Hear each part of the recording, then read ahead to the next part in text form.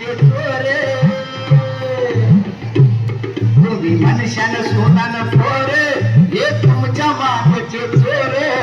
माणूस मेल्यावर खापर फोडतीन खांद्यावर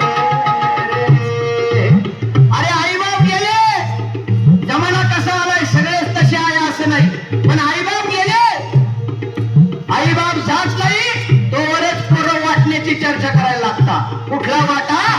कोणाच्या बाजूला येणारे आम्ही कार्यक्रमातून नेहमी सांगत असतो कांबळे सर नेहमी सांगत असतो मी अरे संतति ऐसी निर्माण करो संतति ऐसी निर्माण करो जो तुम्हारे लिए संपत्ति निर्माण करे ना कि संतति के लिए संपत्ति निर्माण करो ना कि संतति के लिए संपत्ति निर्माण करो आणि तो पालक वर्ग कमी आहे पण त्या कमी असलेल्या पालक वर्गाला सांगतो शेवटच्या श्वासापर्यंत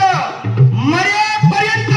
पोराच्या नावावर सातबारा करू नका आणि तुम्ही जर पोराच्या नावावर सातबारा केला तर तुम्ही घरातून कोरे झालाच म्हणून समजा तुम्ही घरातून कोरे झालाच म्हणून समजा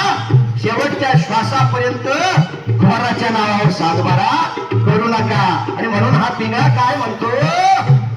तुम्ही मनुष्यानं सोनानं भोर हे तुमच्या मागचे चोर तुम्ही मनुष्यानं सोनानं भोर हे तुमच्या मागचे चोर माणूस मेल्यावर खापर फोडतीन खांद्यावर माणूस मेल्यावर खापर फोडतीन खांद्यावर घे घे घे हरिनाम माया घे घे घे माया हात लावून नशीब धरतोरे ठाई ठाई या संसारा पायी या संसारा पायी पिंगळा महागाई दोन्ही गलत देखा पिंगळा महागाई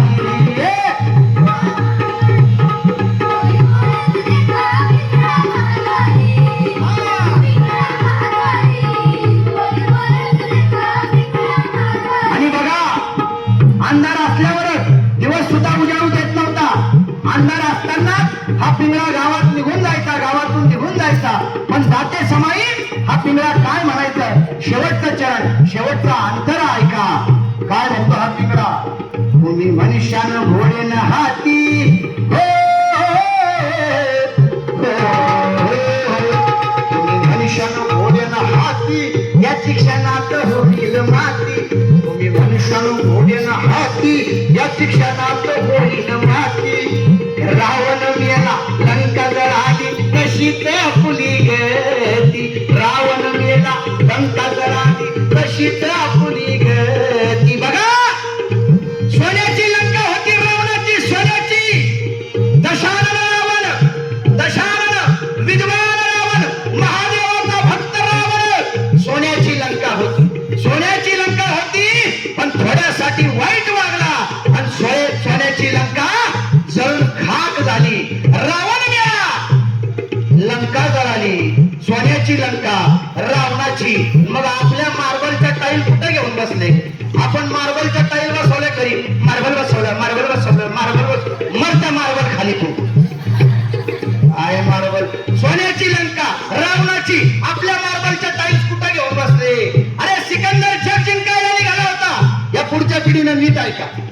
कारण पुढच्या पिढीला पैशाचा फार सोर्स आहे पुढच्या पिढीला वाटतं मला महागडी फोर व्हीलर महागडा आयफोन 1.5-2 लाखाचे फोन घेतात आजचे पोर महागडी टू व्हीलर महागड्या फोर व्हीलर आयफोन गरीब बाप देखील कधी कधी पोराच्या हट्टापायी घेऊन देतो पण बाबांनो हे सगळं नश्वर आहे सिकंदर जग जिंकायला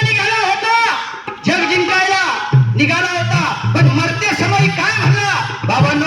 ज्यावेळेस मी हे जग सोडून जाईल ना तिरडीच्या बाहेर माझे असे दोन्ही हात काढा कशासाठी काढा जो सिकंदर जग जिंकायला निघाला होता तो जाताना मरताना दोन्ही हाताने खाली चाललाय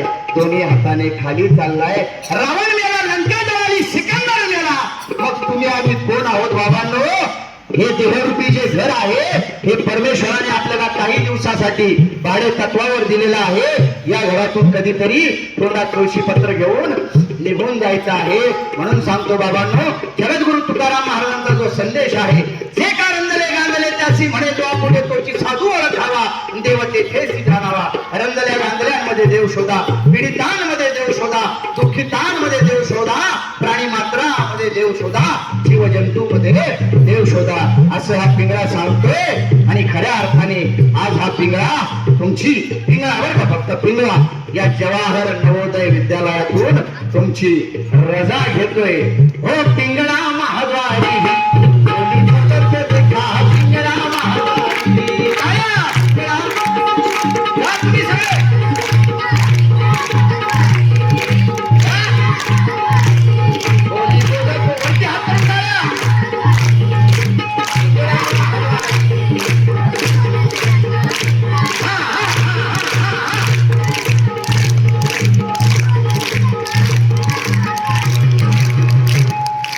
आता वेळ खूप झालेला आहे पुढे भारूड सादर करायचं होतं पण मी भारूड सादर करणार नाही पण छत्रपती शिवाजी महाराजांचं हे एक दोन लोककला प्रकार विद्यार्थ्यांचे झाले की मी एक गीत नक्की सादर करेल फक्त एक इथून जाता जाता पिंगळ्याच्या वेशभूषेत एकच सांगतो मला ही जी लोककलेची परंपरा मिळालेली आहे ती माझं जन्मगाव चिकडगाव येथून मिळालेली आहे गेल्या 60-70 वर्षापासून आमच्या गावात अखंड हरिनाम सप्ताहाची परंपरा आहे या अखंड हरिनाम सप्ताहात मी माझे आजोबा वास्तुशास्त्र ज्योतिषशास्त्र धर्मशास्त्र संपन्न ज्यांचा की याच्यावर सगळा अभ्यास होता आणि आमच्या पंचकृषीतल्या लोकांनी त्यांना शास्त्री ही पदवी बहाल केली होती त्या माझ्या स्वर्गीय आजोबांचे भारुड बघून मी लहानाचा मोठा झालो माझे वडील माणिकराव लक्ष्मणराव चिकडगावकर यांचे भारुड बघत बघत मी लहानाचा मोठा झालो गावच्या सोंगी भारुडकरांचे भारुड बघत बघत मी लहानाचा मोठा झालो कधी कधी लोक आम्हाला